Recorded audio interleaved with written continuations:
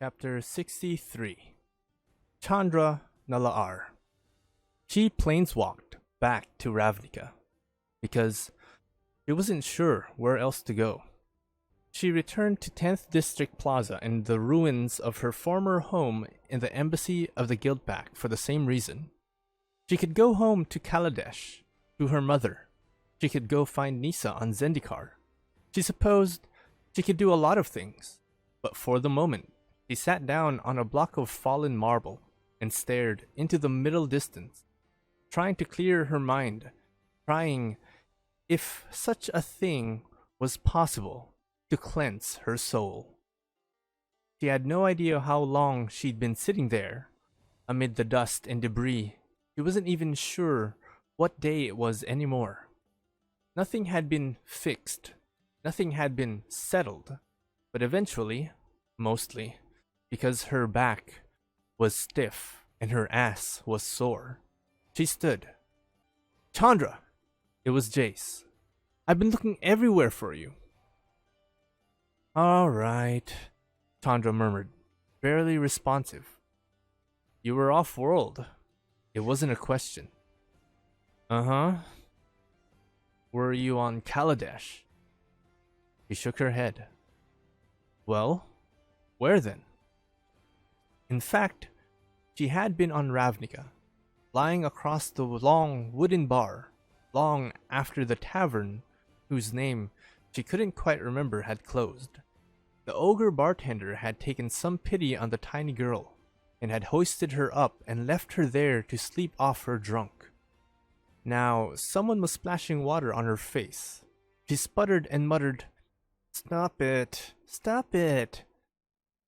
"Get up, Chandra.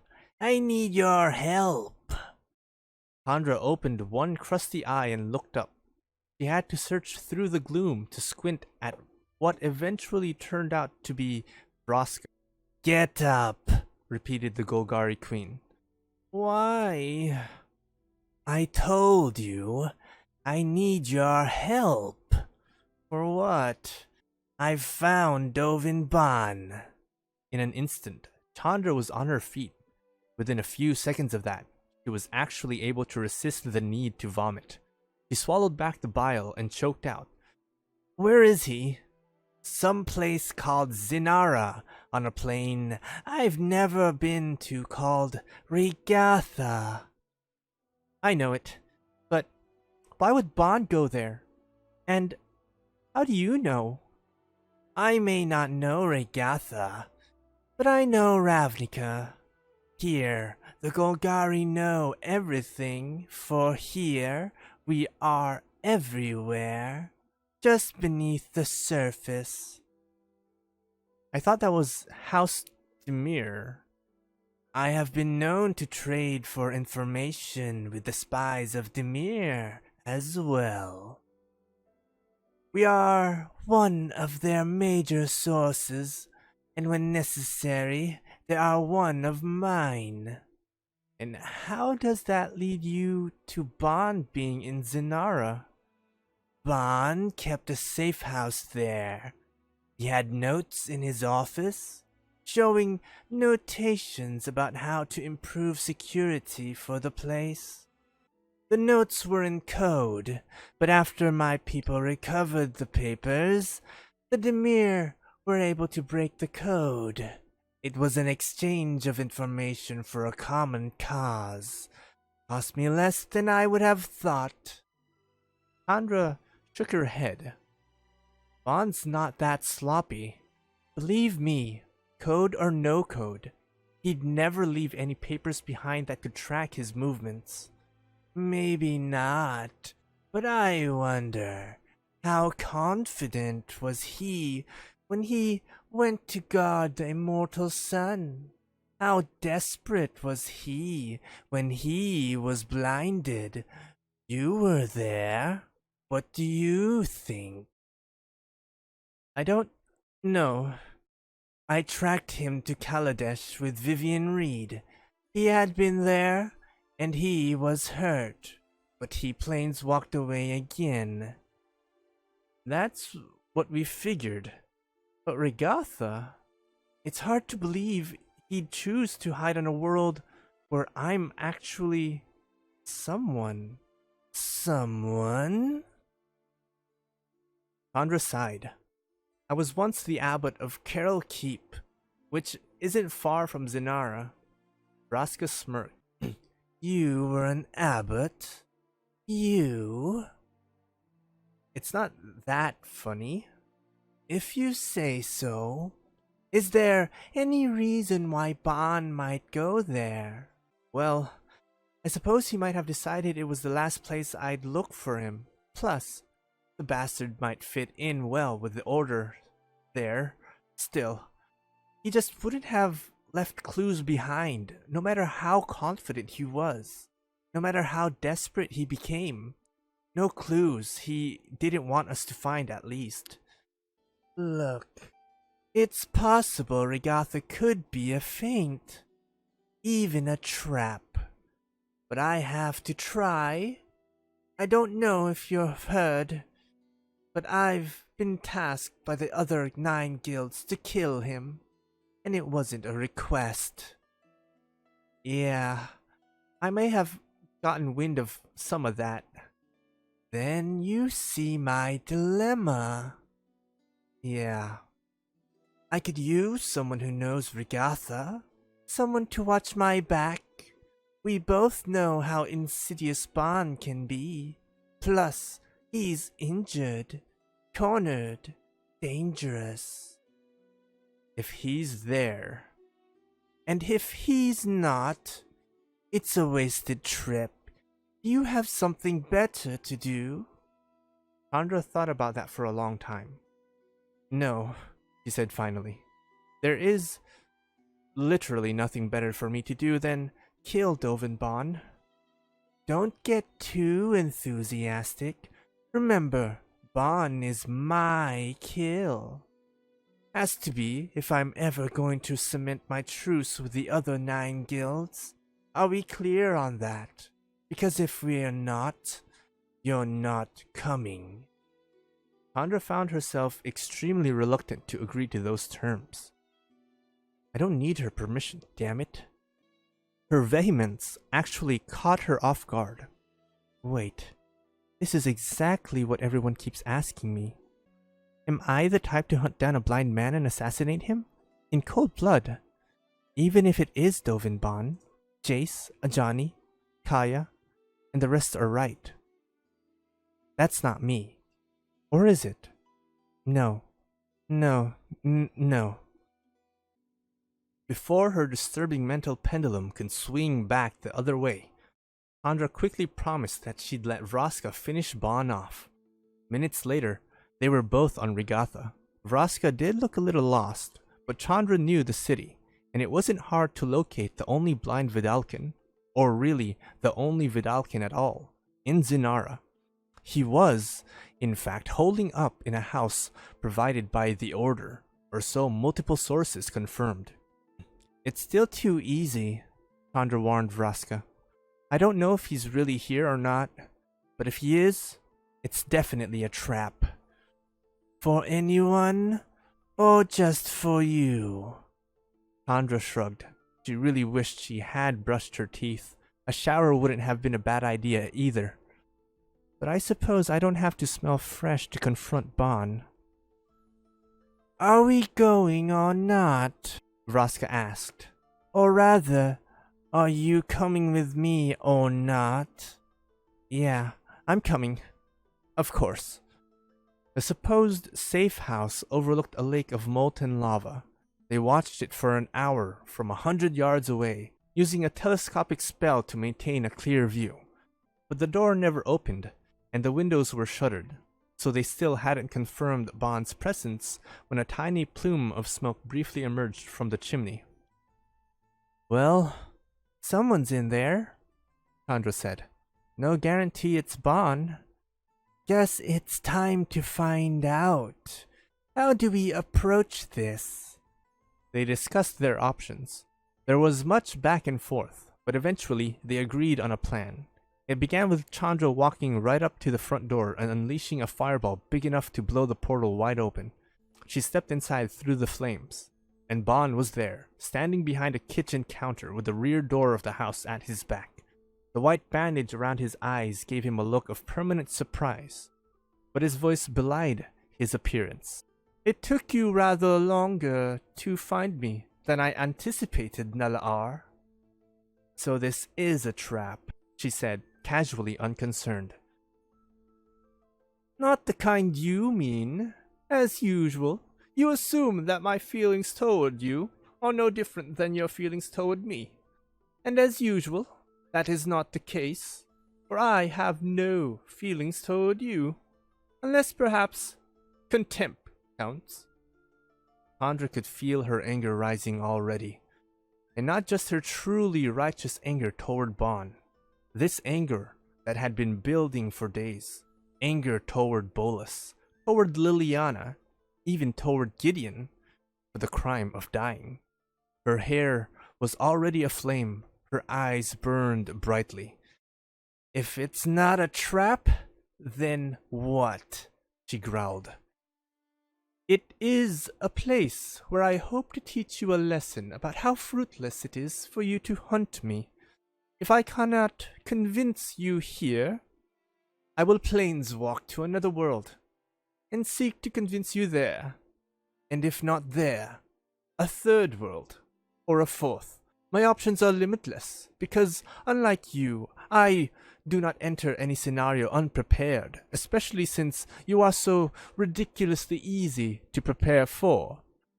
He whistled, and multiple flying thopters, Bon's signature mechanical tool for doing his dirty work, emerged from the crafters. Chandra blasted half a dozen at least, but others got in close enough to poke her with electrified prongs. Multiple shocks dropped her to her knees before she was able to burn them all.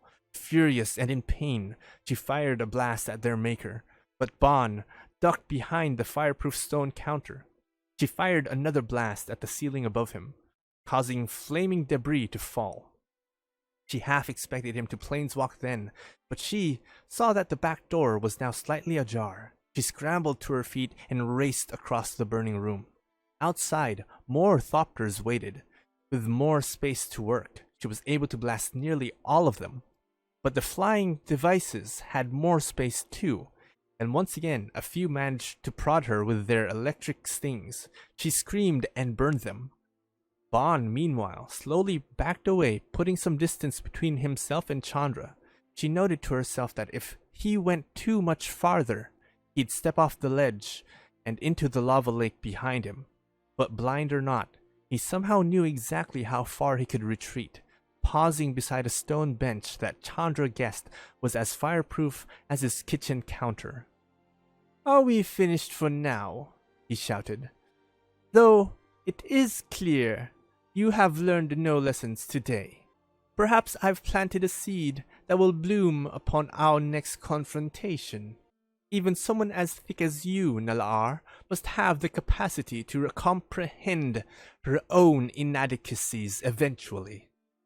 An enraged Chandra threw a fireball, but was hardly surprised when he ducked down behind the stone bench for protection.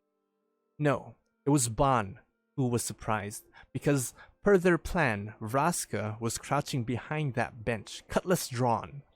As the fireball dissipated, Chandra saw Vraska lunge toward her prey. At the last second, Dovin extended his right hand to unleash a tiny thopter that shocked Vraska with enough juice to stagger her.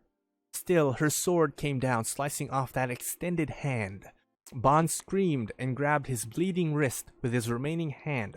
A stunned Vraska collapsed over the bench. Bon stepped back and raised his leg to kick Vraska off the ledge and into the lava. Chandra threw a white hot ball of fire right at him. There was one last scream, and when the fireball was gone, so was Bon, completely gone. She had expected to see a body, so she grimly concluded he must have planeswalked away at the last second. Chandra ran to the bench to grab a steady and teetering Vraska. The pyromancer was still so hot, Vraska flinched away from her touch. Chandra was about to apologize when something over the Gorgon's shoulder caught her eye. A body, charred to a crisp and still aflame, but there was a glimpse of blue skin and white bandage before the corpse of Dovin Bond sank away into the molten lake. A dazed Vraska had turned to follow Chandra's gaze. Now the furious Gorgon wheeled back on her partner with eyes glowing golden, ready to petrify Chandra into stone. "You took my kill!" For reasons Chandra couldn't explain, she didn't bother to close or cover her eyes.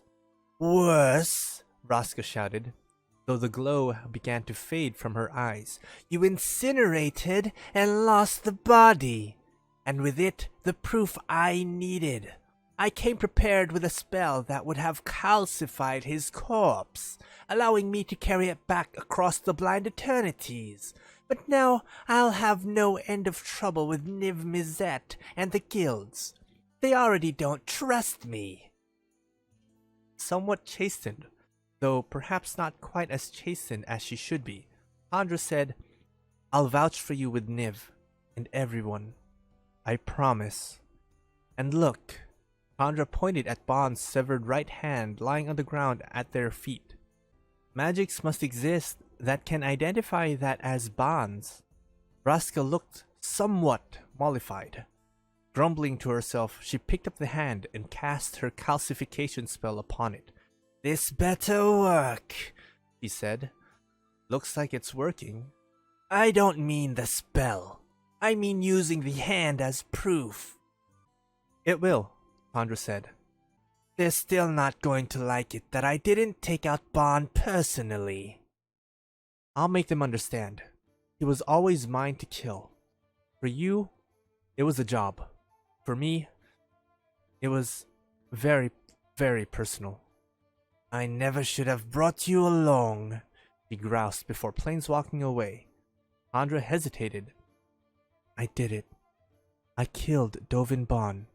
I wanted him dead, and I killed him." She stared out at the red lake. But why doesn't this feel better? She wasn't sorry he was dead. Wasn't sorry she was the one to kill him. But it doesn't feel the way I thought it would feel. Was it because Bond hadn't tried to kill her? That their enmity, much as she wanted it to be, wasn't mutual? Doesn't matter. I didn't have a choice. This wasn't cold blood. Bond was about to kill Vraska. He could have just planeswalked away, but instead he was going to kick her into the lava. I had to kill him to save her. It didn't sound convincing, even in her own head. She had sought this out, sought him out, for Kaladesh, for Ravnica, for men like her father, and Gideon. Bond might not have been personally responsible for either of their deaths, but it was the officiousness and heartless efficiency of men like him that paved the way for others to do the killing. She had wanted revenge for all that. And I got it. And it tasted of ashes. She planeswalked back to Ravnica alone. "Where then?" Jace was asking. "I had to make a quick trip to Regatha." "Why?" "Wait, never mind. It doesn't matter. I've thought about this long and hard, and I finally came to the conclusion that we, or at least I, need to save Liliana." Chandra nodded. "That sounds right," she said, and she meant it. "Revenge is not the way, not the answer. I'd rather be a Gideon who wants to redeem Liliana than a killer who wants vengeance on a former friend." "So you're in?" "I'm in." "Thank you. Now we need to hurry. I don't know how far along they are in this plan." "Where do we go?" "I didn't mention it, but when I read Ixava, I learned that Jaya was leading Guildmaster Kaya to find Liliana." "Jaya?" "Yeah." "Why would Jaya do that without telling me?" "Do you know where she is?" Chandra asked, trying to keep her voice neutral. Chapter 64. Rat. Heo and Mistress Kaya helped the woman Karina remove her collar. They told her to spread the word that Liliana Vess was dead. She rushed out of the damaged house, as eager to escape their presence as that of the corpse of her former mistress on the floor. Leaving the body amid the debris, Rat, Teo, Mistress Kaya, and the real Miss Liliana stepped outside into the cool night air. Looking across the grounds from the porch, it was already clear that word was spreading fast. Former servants were pulling off their collars and running away, presumably returning to their own homes. Rat noticed ravens gathering in the trees and wondered if the carrion birds could sense the late mistress book cover within the mansion. She looked back toward the front door and thought the house of Vess already looked like a ruin once again. It wasn't just the hole in the roof or the damage caused by the djinn. A decay was setting in. The Caligo morass was already reclaiming its own. She turned back to mention this to her friends. When she saw Mistress Kaya and Miss Liliana studying each other somewhat dangerously, immediately Rat stepped between them, saying, "You cannot kill her, mistress. You must not." She looked to Teo for support. He was eyeing Miss Liliana nervously, but he piped in. "He's right, Kaya. You can't kill her. It's simply not right." Miss Liliana's eyes darted from Teo to Mistress Kaya. The latter spoke carefully. "I'm not so sure." Miss Liliana said, "Excuse me, I'm standing right here." In response, Mistress Kaya pushed past Rat to confront the object of their discussion. "Yes, you are. So, all right, we had a deal. We've saved your people.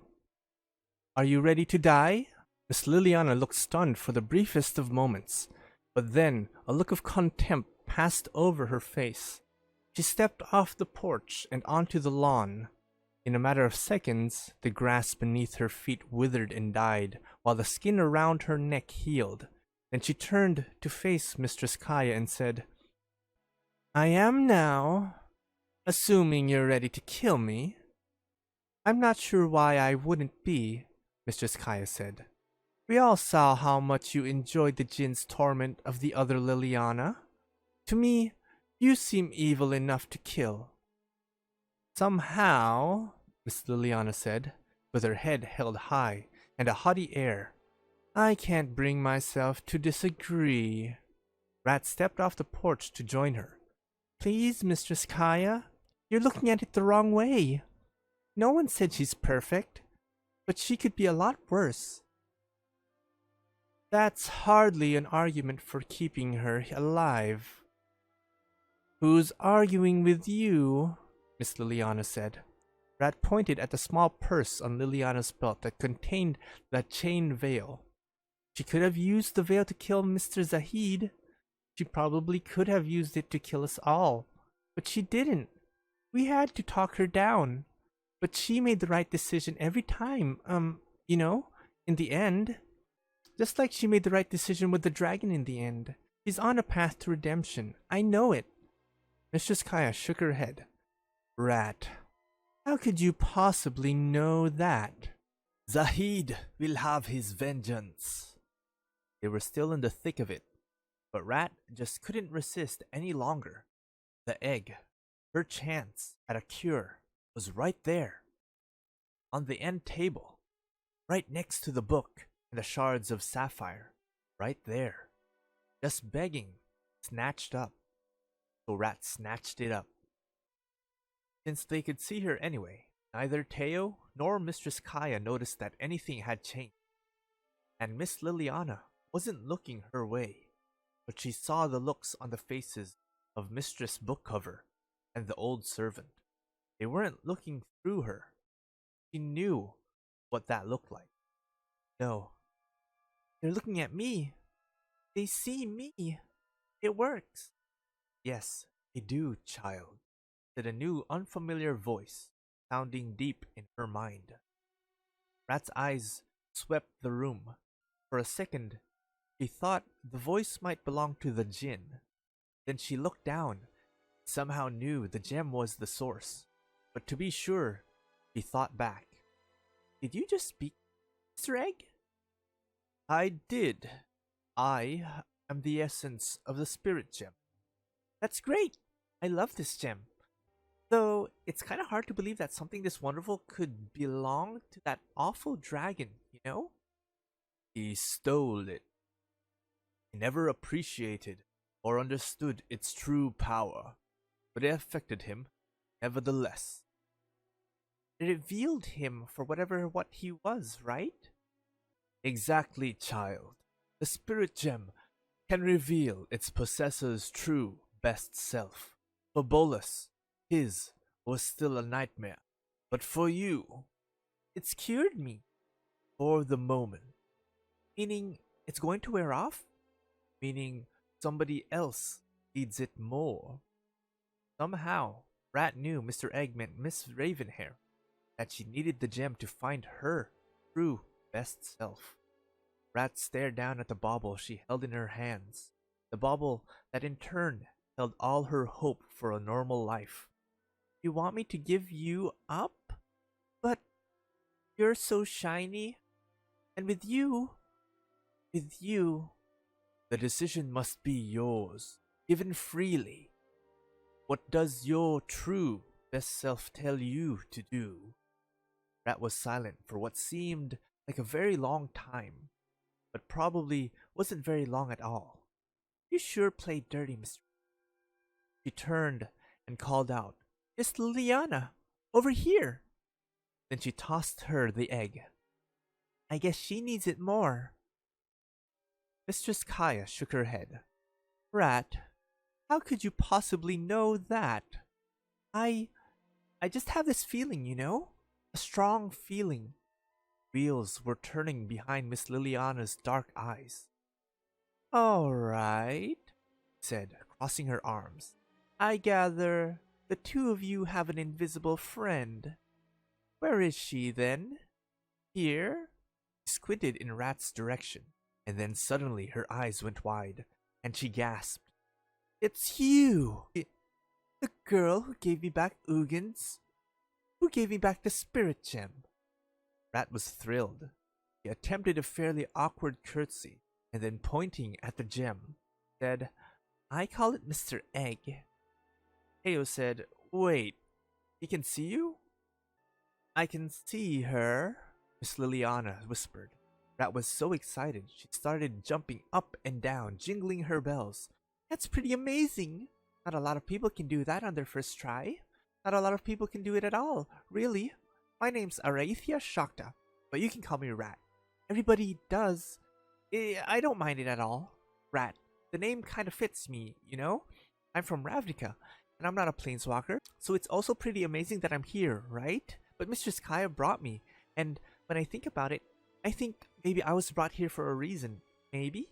Maybe that reason's you? Maybe. The fact that you can see and hear me seems like a good sign. Doesn't it seem like a good sign, Mistress Kaya? All eyes looked to the ghost assassin. She appeared stunned, but she nodded slowly, and when she spoke, she sounded suitably impressed. As Spearmaster Baruvo said, anyone with a good taste to take notice of our Araithia deserves our full consideration. That what he said? Theo asked, stepping off the porch. Rat punched him in the arm. Just you. Ow! Same spot. Always in the same spot. Mistress Kaya faced down Miss Liliana. I have questions. If I don't like the answers, we go back to the original deal. The original plan. And you kill me? So kill me.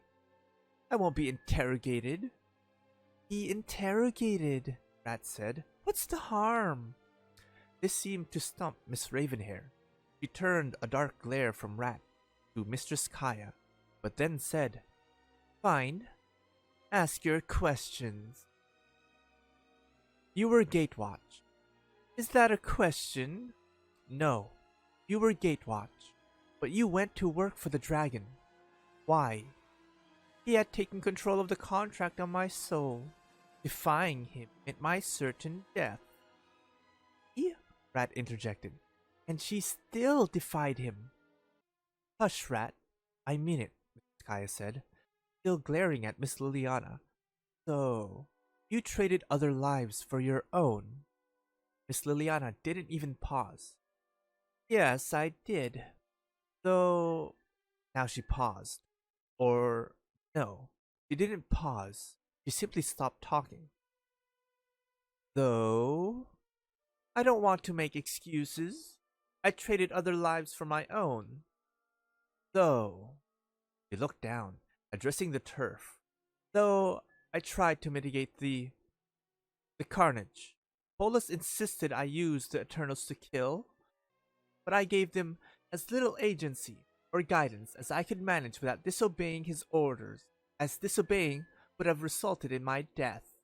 And I stopped them from entering any buildings. 9 hells, why didn't every non-combatant just stay inside? Theo said, That's true. The Eternals didn't go inside. That helped us, Kaya. You know it did. It did, yes.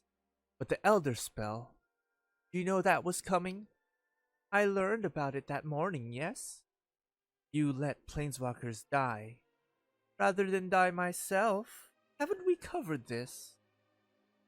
After the Elder Spell was cast, Eternals did follow Planeswalkers into buildings. That was the spell, not me. The sparks drew the Eternals in. I didn't encourage it, but I couldn't, or rather, I didn't stop it either. So why did you turn on Bolus? It wasn't a late change of heart, was it? Not really. There was another long pause. Mistress Kaya waited. Liliana inhaled and exhaled twice. Then she looked up. When the day began, I kept waiting for my moment, thinking that at some point, if I lived long enough, I could turn the tables on Bolus. I suppose we could call it hubris, something Gideon always warned us against. Just another thing about him I didn't take seriously. Or not seriously enough, anyway. I convinced myself that if I bided my time and did the dragon's bidding, killing on orders, I'd live long enough to bring him down. Seriously. That was how I rationalized it. That's all I was doing. Rationalizing. Making excuses. I believe that deep down, I even knew that at the time. And is that what happened? You finally saw your moment. After Blackblade shattered, Gideon fell. That was your moment? No. That was the moment when I saw that no moment was ever going to come. I didn't turn on the dragon to stop him, or even to end the slaughter. I was still being selfish. I turned on Bolus because I didn't want to live as his slave for all eternity. Even my death was preferable to that. So I turned on him in order to die with some measure of dignity? Rat asked. Liliana didn't hear her. Myself. Only, you didn't die. Gideon died, I stated. I won't talk about that. You brought him up. Even so, you don't get to decide which questions I ask.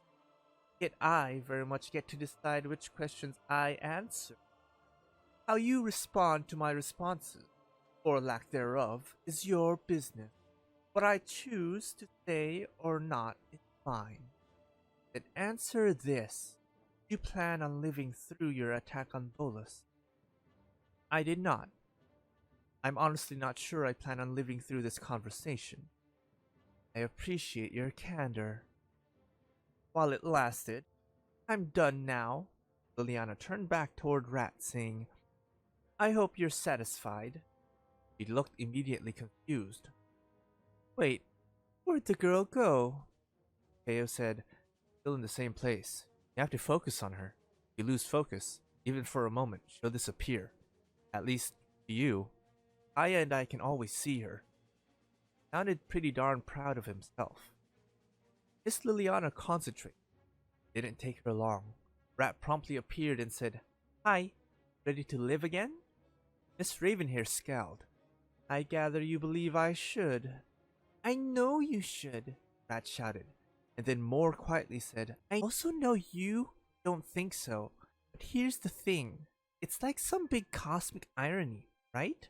Mistress Kaya brought us here to kill you, but we are all gonna save you instead. Liana balked. I don't need saving. Don't want it. Ha! You just lied twice. Question is, are you lying to us or to yourself? Couldn't answer. Mistress Kaya spoke instead, with considerable hesitation. I believe Rat is right about you, Vess. Or, in any case, I believe it's worth giving you the opportunity to find out.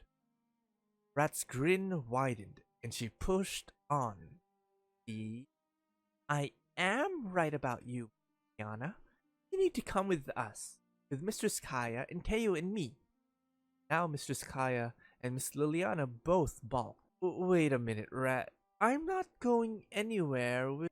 Rat glanced at Teo, didn't object, just looked overwhelmed and adorable. Rat was on a roll, pointing at herself, Teo and Mistress Kaya. See, the three of us are together because we made such a great team dealing with the crisis on Ravnica. And the four of us made an even better team dealing with the crisis on Dominaria. I wouldn't call this a crisis. You can't possibly compare a con art with a Jinn bolus. Ayo said, I'm not sure we actually did anything at that. Rat smiled again. We will. Trust me. I'm a little bit psychic.